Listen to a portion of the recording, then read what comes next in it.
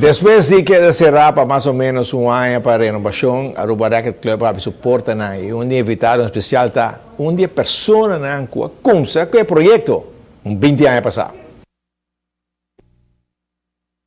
Pero llega un momento que nós saímos terreno e conjuntamente ordenando com amigos de Minas Humphrey Osei, nossa plane ordenando para abrir um projeto com 8 cantos com o Clube Raiz. Pero para tudo trâmite aqui na Ana, nós estamos um arquiteto. O arquiteto ordenando, está o arquiteto que nós está cerca Stan Smith, o arquiteto que está na North Carolina, nós viajava aí.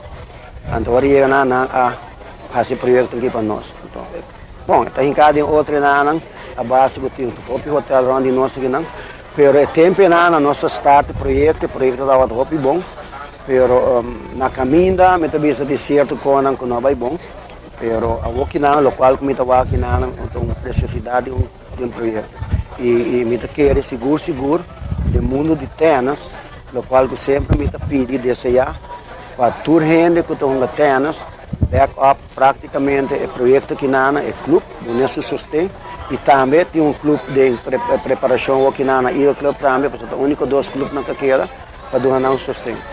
Clifton Wang, ex-tenista, tem palavras de elogio para o trabalho com a Ward assim, a Ward família não completo, por desfrutar do clube.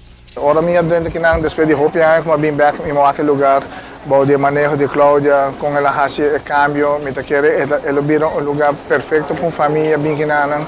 Es más, me sumamente sorprendí, placenteramente sorprendí con bonito lugar que era.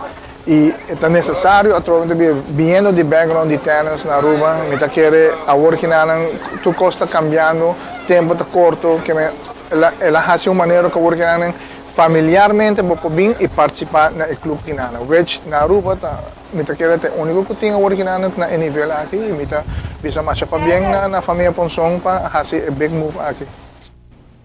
Bom, nós tínhamos um bem também na Kenneth e a senhora Cláudia, que está motor atrás do projeto aqui de renovação de Aruba Racket Club, Aruba Racket Country Club. E nós tínhamos outro bem, já que na Mila, com o tempo estava ancar aqui na a passa a slag para doctor, que é meia hora que está Dr. Mila, estou aqui, Roni.